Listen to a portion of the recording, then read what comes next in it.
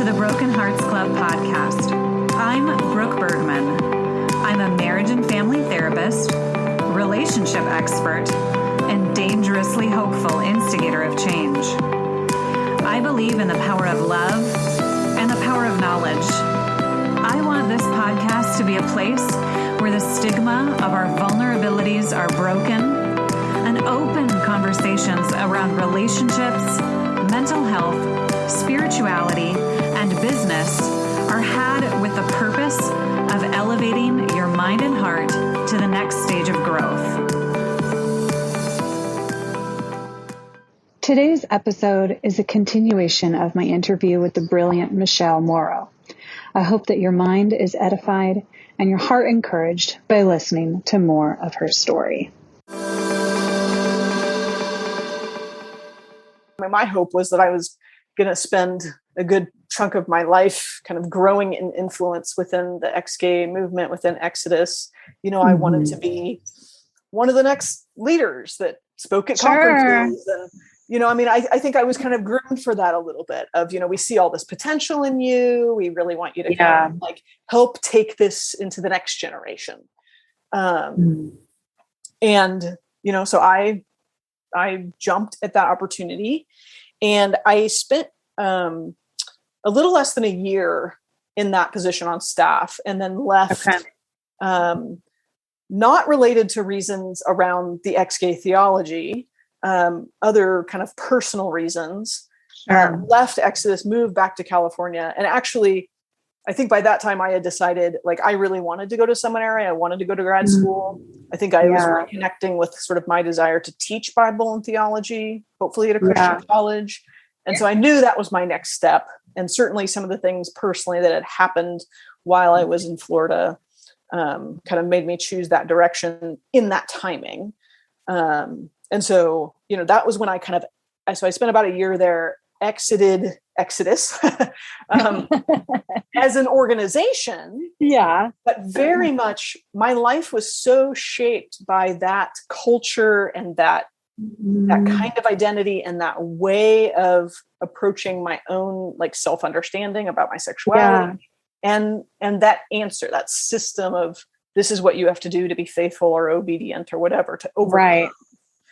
And really it was, I left in 2003. I probably did not seriously start, considering pulling myself out of that, whether theological position or overall kind of worldview until around 2010.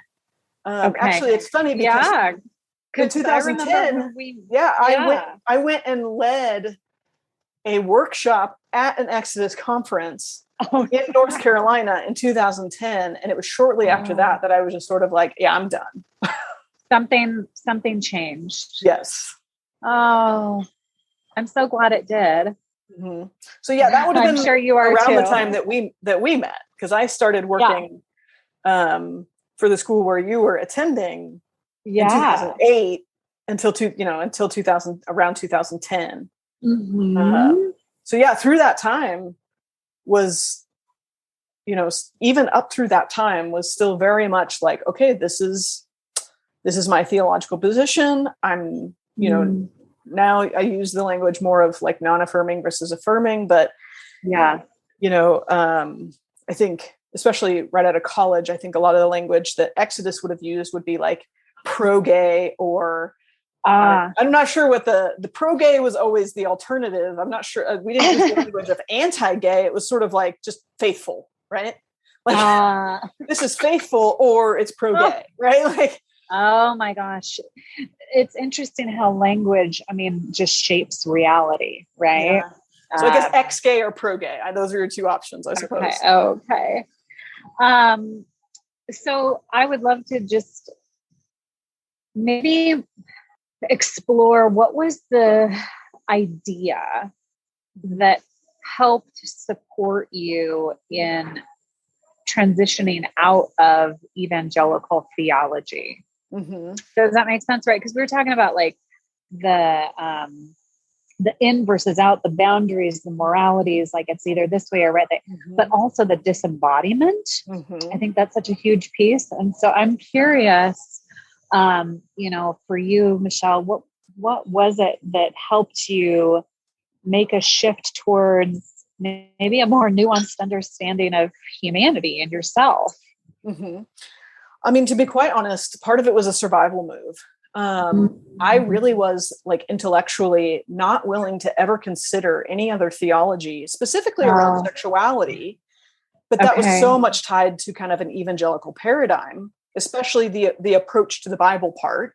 So, I think even without quite knowing that I was doing this, I really guarded myself against examining my theology around sexuality at all. I mean, it's almost like through my own theological development, whether going to seminary and work that I had done since then, I was teaching Bible and theology for a few years after that. I had done a ton of theological growing and development, kind of in academic circles around everything else. Like my paradigm had left everything else. I kind of broke away from evangelical structures, theology, long before I was willing to ever apply that same growth to the realm of sexuality. So I feel like my evangelicalism held its grip on me in the area of sexuality, both in my own life, my own willingness to be honest about my own experience, be honest with myself, that I wasn't ex-gay. And theologically, like even being willing to go to re-examine any of the biblical interpretation or theology around those issues. Like I just kind of like closed myself off from that, partly because that the other piece, the Bible piece too, but the other piece, the social piece, like my whole life, I was working at a largely evangelical institution. I was going to a church that was non-affirming, that was very much part of a denomination that was wildly non-affirming, maybe even contemptuous of LGBTQ people. So my whole social network, my whole community, my profession, my dream for the future, because I had hoped to teach at that college, forever. And, I think subconsciously, I just sort of knew that all of that would all be threatened if I were to read these things. So even though I had done a lot of theological development, around things like, that evangelicals are pretty partial to, around things like the atonement or things like, just more what would be deemed as more liberal or progressive theology, a lot of that had already been deconstructing and developing in a different way. And it was like, it wasn't until 2010 that I was willing to apply all of that growth to sexuality. And the catalyst for that was I had been struggling with depression and all sorts of, I was first diagnosed and had a severe and long depressive season.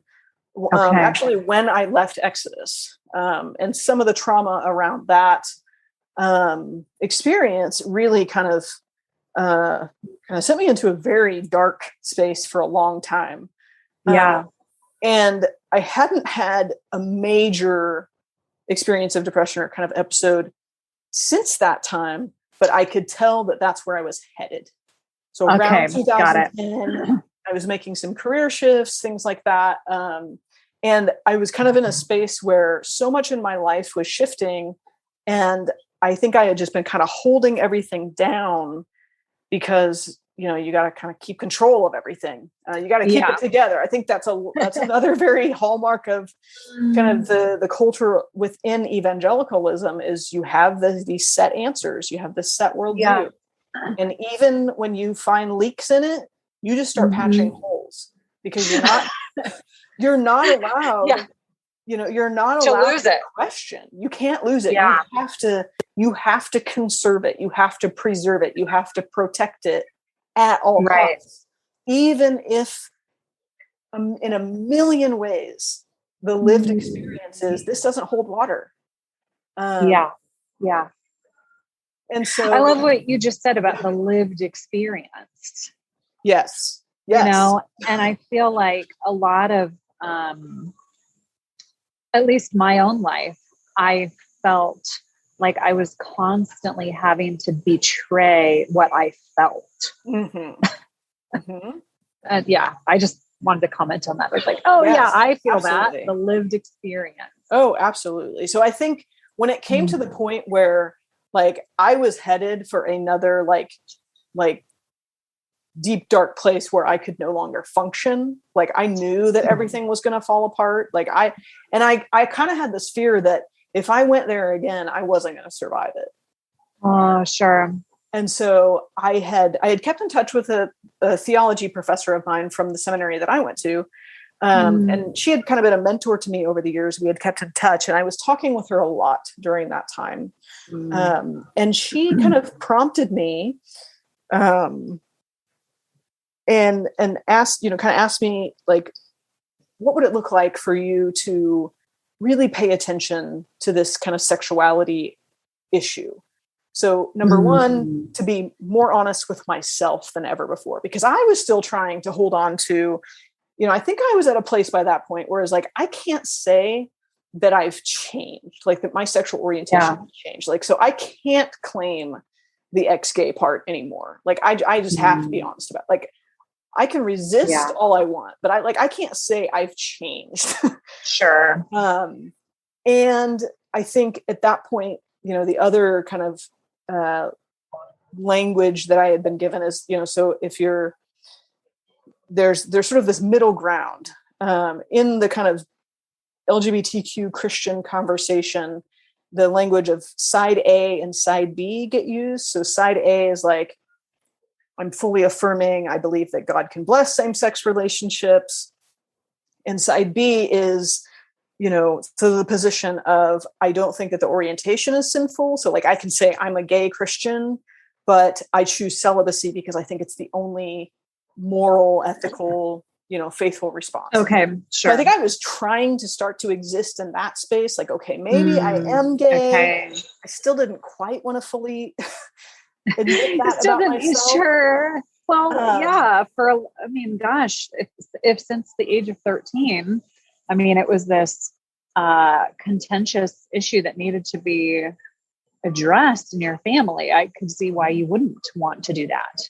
Yes. And so my mentor, former theology professor, basically said, really challenged me and really kind of gently prompted me to say, like, you're really struggling. And I really can see that you're hurting.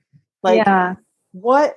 And I think it's somehow related to this question. And, and she, she wasn't like, here's what I think you should believe, or here's what I think your conclusion should be. I think she was very careful to say, you need to figure this out for yourself. Not what everybody else is saying, not what you think is the right answer, but like what is true about you. Right. And can you wrestle again around the theological issue? So sort of what is the truth about you? And then can you revisit and re-examine your beliefs, your theology, your biblical interpretation around this issue? And so I spent 2 years doing that. I was meeting with a pastor friend of mine. I was going to therapy.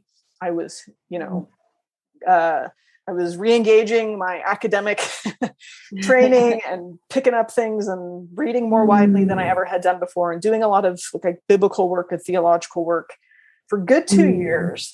And at the end of that 2-year period, I really landed in an affirming space where I was both able to say about myself, okay, this is who I am. Like I am a lesbian. That is the truth about the way that I am oriented.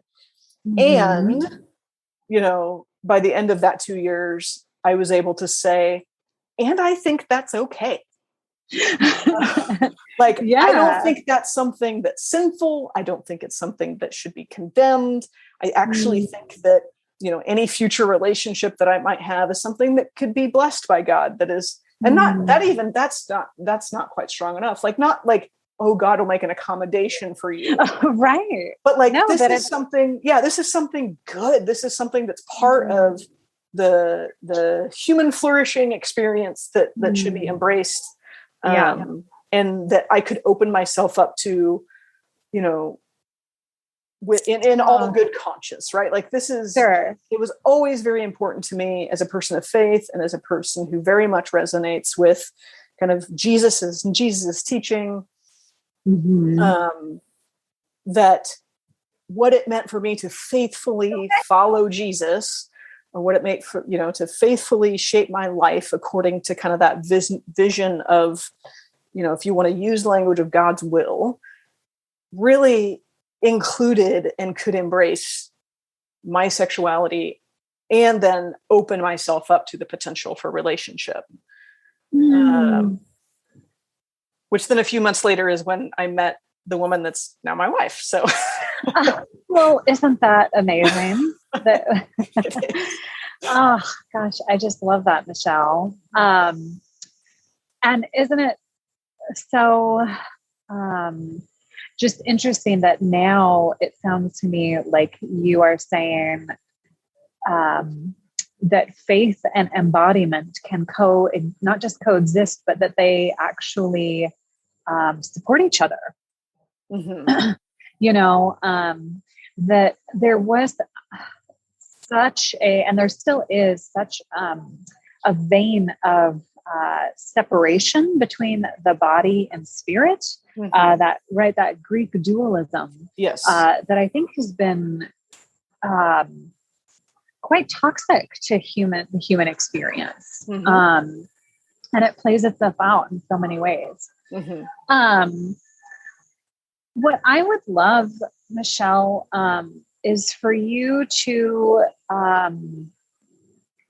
maybe say something to somebody who might be listening who maybe is in the space that you were in around 2010, you know, and they're sort of going like, oh gosh, I'm thinking that I want to, or maybe they don't even know what to think at this point, but they're just thinking that maybe something is off. But that they're scared. What would you say to them, and what sort of hope would you offer to them? I think one of the biggest challenges to approaching really those scary parts of our lives, like, because, you know, there might be trauma connected to that. There might be a lot of shame or social pressure. I mean, whatever it is that really kind of, you know, generates and, you know, escalates that fear. I just have learned, and this has been hard won learning, is that one of the liberating things that I have found since breaking away from a real evangelical, you know, sort of worldview or paradigm, is that we can approach those things with curiosity rather than sort of this combative, you know, nature of kind of us versus them. And, you know, or if not combative, just sort of this sense of like, I think people often need permission because the answers that they've been told are the answers and that are the only answers. It's not just that, it's that we're also told that if you question them in any way, or you don't, you know, if that's the norm and you don't fit it, there's something wrong with you. Right. So I think it's scary enough to say, I might not believe the answer that I've been given. It is really scary to say, what does that mean about me? Because I'm being told that means there is something inherently broken or wrong or unlovable or unfaithful or immoral about me. And I think if we could learn, you know, within our faith, with whatever, you know, whatever context, to approach those questions, whether it's seasons of doubt or, you know, whatever language we want to put around it, approach that with supportive curiosity, right? Like with, you know, if something is true, I mean, this is the thing that really gets me now. I mean, after years of kind of being on this journey and doing a lot of intentional work kind of personally, but then also now professionally, like, one of the things that gets me is that there seems to be so much feeling of threat on the part of like kind of conservative or evangelicals Sure. around any other answer, or even looking at another perspective with any kind of nuance or in depth, right? Rather than just outright rejection of any other kind of opinion or perspective. And there's a lot of bad perspectives and opinions out there, sure. But, you know, when I was graduating from college and looking at what seminary I would choose, one of my professors said, you really want to go to a place that isn't where you've already been. Like, you want to go experience professors outside of your own tradition. You want to go to a place that's going to challenge you and expand you and expose you to things that you haven't been exposed to yet. Because, you know, if you're going to learn new things, you have to wrestle with them. And if you encounter a theology or an idea or an interpretation that you don't agree with, then you're either going to learn more about why you don't agree with it and be able to articulate your own position with more integrity or more evidence or, you know, whatever, or you're going to learn to change your mind because your position doesn't hold up to it. Right. Like, so it's like, if really within the Christian faith, we are so, you know, we feel like we have to protect the truth, but like, to me, that just seems sort of crazy, because it's like, if it's truth, like we're talking about truth here, like truth is always true.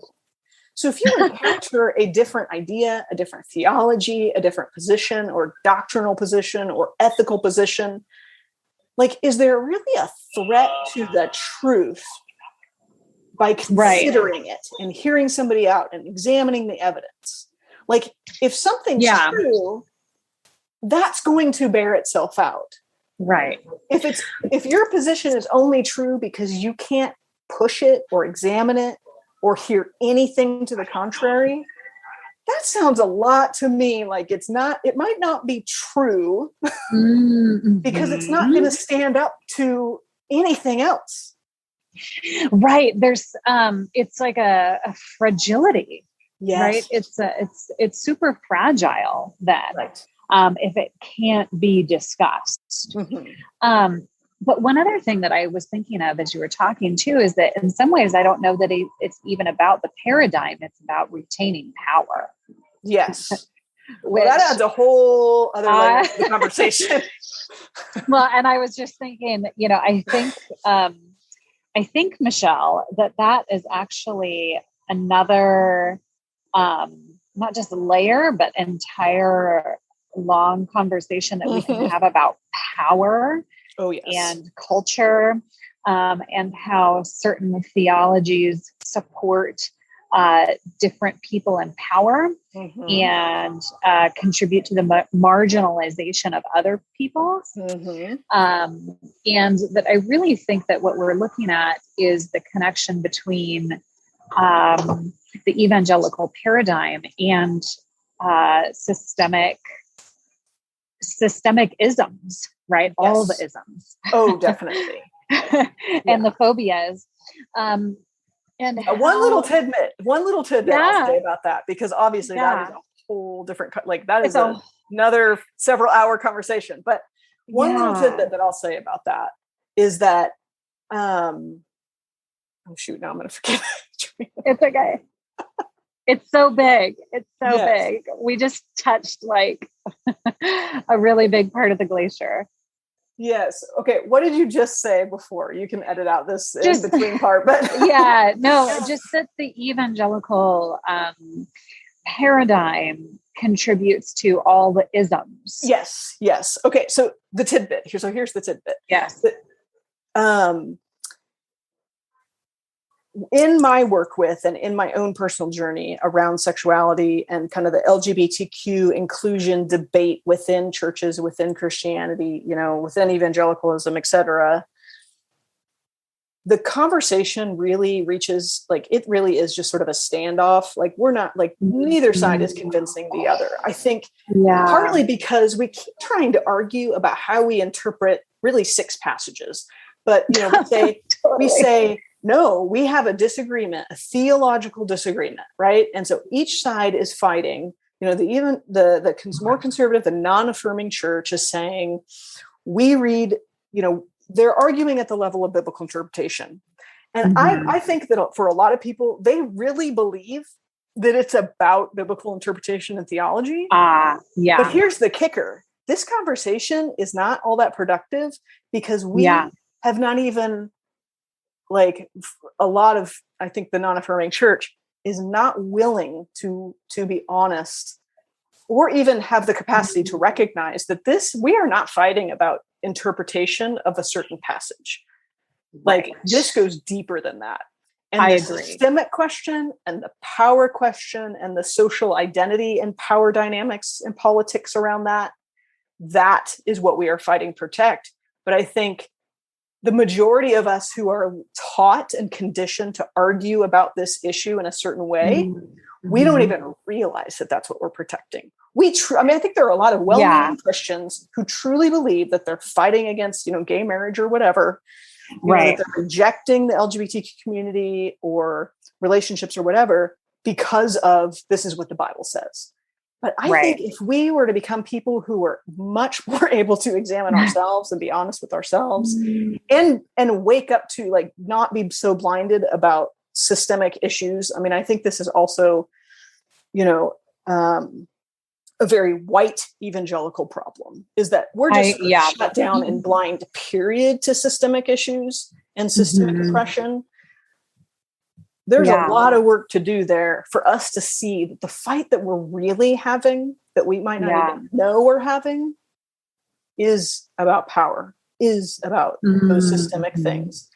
We just have been taught to think it's about, and about theology interpretation. So we think of being, good soldiers for Jesus, fighting for the truth, when I think if we could do the work to get to that level, I think we would be able to have much more productive conversations and more minds would be being changed, especially in the affirming direction.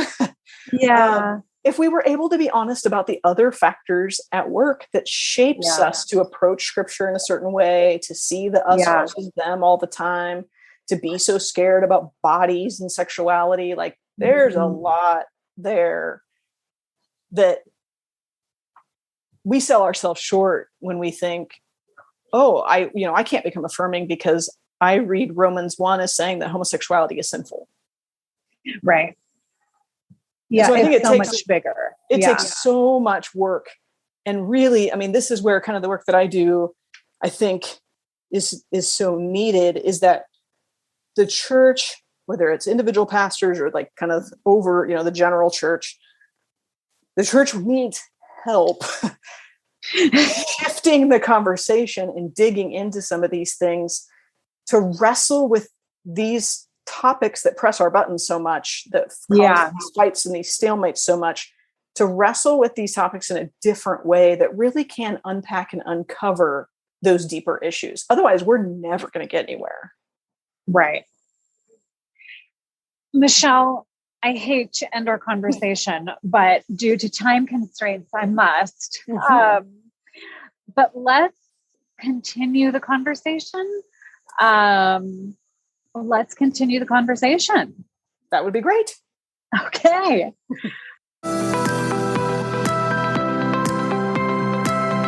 Thanks for listening to another episode of the Broken Hearts Club. I hope you felt encouraged, curious, and validated. Delve deeper into the conversation by learning more about the work that I do by going to www.brookebergman.com.